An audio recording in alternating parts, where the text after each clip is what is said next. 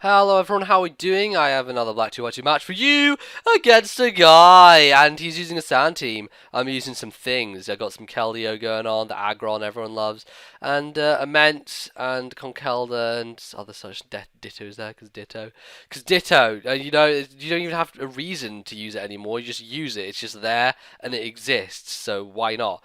Anyway, we've got some things here where I lead off with Aggron, and he has the bird, which Mandibuzz, that's it, Mandibuzz, that's what it's called. And Stealth Rock is my first play. I think you might as well get those on the field because, as Wild Chase says, best move in the game. He Whirlwinds wins me out to Salamence, which I don't really want to set up a Dragon Dance with because he's revealed Whirlwind, obviously, and I don't want to be just being forced out by that. So I want to check how specially defensive it is as opposed to physically defensive. Go for the Life Orb Fire Blast, and it does really not that much. So I still can't really tell because I haven't hit it with a physical move yet to see how good it is. So I decided to Dragon Dance up simply because he's removed my Life Orb, and I don't kind of want to lock myself into Outrage just yet. I just kind of want to test the waters.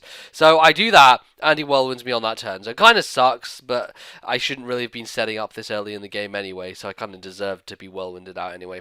Go back into Aggron, and this thing obviously doesn't want to take a hit because I want to do Metal Burst shenanigans with it later on. So I'm going to switch it out and go to Bronzong, hopefully be able to take whatever this thing throws at me. If it Whirlwinds me, I really don't care because he doesn't have rocks on the field, so he really can't take advantage of my switches, and it works out in my favour. I guess the ball is in my court right now. So he goes into a T-Tar, and I'm really not sure what kind of T-Tar this is. It really could be anything, but for me, personally, I may Choice Scarf trick Bronzong, so I'm going to trick him a Scarf, just because, I don't know, he doesn't seem like a Scarf T-Tar, and he Fire Punches me. As you can see, Fire Punch did nothing. That's because I am a Heat-Proof Bronzong. I'm running Heat-Proof on this guy, just because no one ever runs Heat-Proof, and people just don't understand that it's heat proof and it doesn't matter. Anyway, I get tricked a red card and he hits me and he Whirlwinds himself out, so that's kind of funny.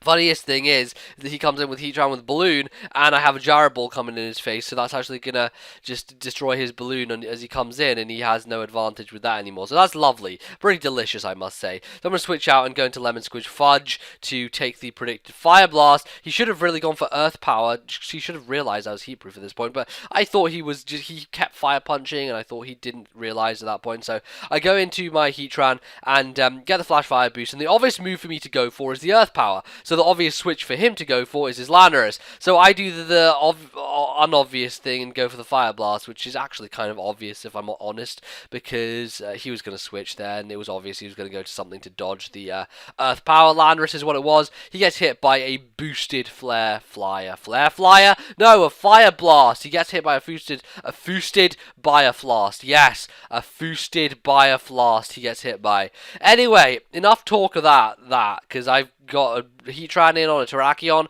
That was bad, so I was like, let's sacrifice Bronzong, and let's just start all over again. Let's go back to Aggron, try and get the Metal Burst off. Hopefully he doesn't know my set, and hopefully he just hits me. But he switches out to T-Tar, and I'm like, why must you do this to me? I just want to get a Metal Burst off, dude. Just please let me do it. And then he hits me with Fire Punch. I'm like, oh, that's going to do nothing. So Metal Burst is going to do nothing. And it ends up the Metal Burst does do nothing to him because he does nothing to me with his Fire Punch. Now, he's broken my Sturdy, and I can't do the shit that I wanted to do, with Aggron. So, kind of ruined my Aggron, but oh well, it doesn't make a big difference. I decided to switch into Keldeo just because it seemed like the appropriate Pokemon to take on T-Tar with, and I thought it would be nice. So I go into it, sub on the Gastrodon, knowing he's probably going to try and Toxic me, and Gastrodon does Toxic me. So this is fantastic. I can get a free Calm Mind up, and once my free Calm Mind is up, I can then just kind of go Rampage a bit for here, because, Keldeo is a massive threat. Sub-Calm Mind Keldeo is really freaking nice. I love it a lot. It just makes me happy a lot of the time. So I decided to Secret Sword instead of going for the Calm Mind because I thought that he might just go for the Earth Power or something, or just try and break my sub. So I thought maybe I should just go for it. And he switches in T-Tar to die to it anyway, so that's not a big deal. At this point, I guess he wants to go to something to eliminate me with, and the best thing he can go to is his mandibles with his freaking whirlwind. So I'm kind of wary about calm minding here. I don't want to calm mind because there is the threat of him whirlwinding. There's also the possibility of him constantly roosting up on me. So it's kind of going to be a little bit of a prediction game as to whether he's going to roost on one turn, whether I should keep hydro pumping, or even just go for the calm mind to get a little bit of an advantage and then follow up with a hydro pump. So I'm kind of thinking, well, I really don't want to risk the calm mind at this point. I just want to keep hitting him with hydro pumps and just wear him down to the point at which even if he whirlwinds me out, I can just revenge kill him with whatever he whirlwinds me into.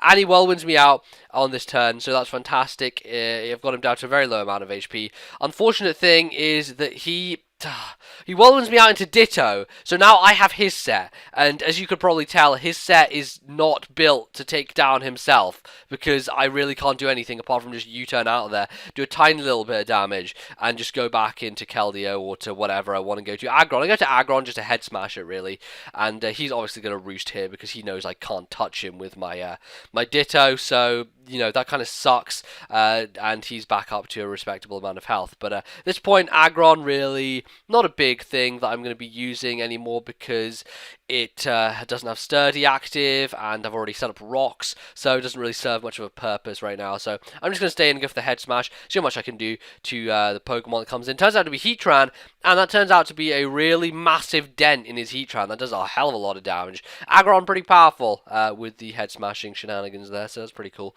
Going to Florina to dodge the Earth Power, because that's kind of obvious, and even if you went for the Fire Blast, I could have taken it, because I resist it anyway, so works out in my favour in the end. I decided to DD as he kind of goes for the Will-O-Wisp here. I was really stupid because I saw his Heatran set, I saw he had Will-O-Wisp, and yet for some godforsaken reason I completely forget he has it. Honestly, should have just gone for the Earthquake and should have just taken him out instead of Dragon Dancing and trying to sort of make my way into getting more boosts when I really shouldn't have. Go for the Earthquake now, and he just takes advantage of that, goes straight into his mandibles, and I'm like, well, fuck, this kind of blows right now, because this thing might well live in Outrage, just because I'm burned, and I'm kind of afraid that I won't be able to kill it with one, so I just go for it, thinking maybe with the Life Orb and stuff, I might be able to take it out. I actually land up getting a crit, so I guess more than anything, it speeds up the process. I still had Conkeldurr left, which easily could have taken that thing on, simply because it didn't have Brave Bird. It had like a very support-based set, so Conkeldurr would have easily been able to take it on one-on-one.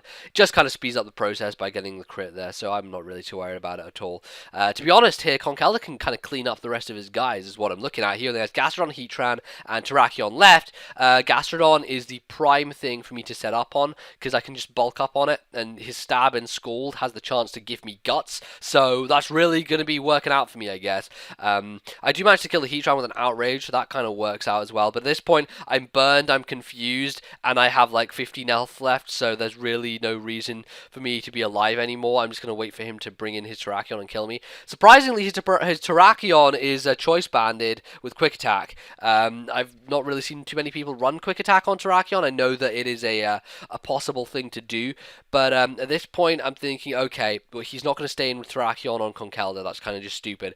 He goes straight out to a Gastrodon, and as you can see, Gastrodon can't really touch me. I have enough special defense investment and HP investment to be able to take it on one-on-one, and I get 3 bulk ups up. He scalds me, I get the burn, and at this point I can outspeed him, drain punch him, get all of my health back, all the way back up to full, finish off the Gastrodon, and be set to take down the Terrakion on the next turn, because all he has left is his Terrakion, and all I have, well, actually I have 3 things left. I think I have this and a couple other dudes, but I could have easily gone for the Mach Punch to take him out. I honestly just wanted to see how much close combat would do after +3, and it turns out it really doesn't do anything to Conkeldurr whatsoever. So, very nice. Managed to finish him off in the end with Guts boosted Drain Punch with +3, which is kind of overkill at that point. But it was good. It was fun. I managed to, use some interesting things there and did well, I guess, in the end with the Repulsion. So, yep, hope you guys enjoyed this one.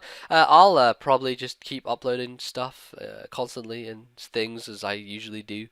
So if you do enjoy all the videos, be sure to like them and things. That helps a lot. Fire Emblem, I may, I'm doing good with that. I'm like finished Lynn's story, and Face Lock I want to finish off pretty quickly so I can move on to other things. But I'll get those cranked out as usual. Hopefully, at least one LP part of either one will be out daily, so you can look forward to those as always. Getting battles out every couple of days or so, so those as well will be cranked out, and all the usual stuff. So, yep, I hope you guys are enjoying the things and the summer and the channel, and I'll see you guys next time. Goodbye.